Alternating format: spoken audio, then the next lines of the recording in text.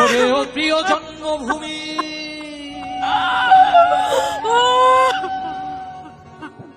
আর কত আমরা কি দোষ করেছি ভাই? আমরা কি দোষ করেছি? বাঙালিরা আমাদের ঘর বাড়ি সবকিছু পুড়ে যায় নাই করে দিছে, আমাদের কোনো কিছু নয়, আমরা কিছু বাঁচাতে পারলাম না। আমরা কি অপরাধ করেছি?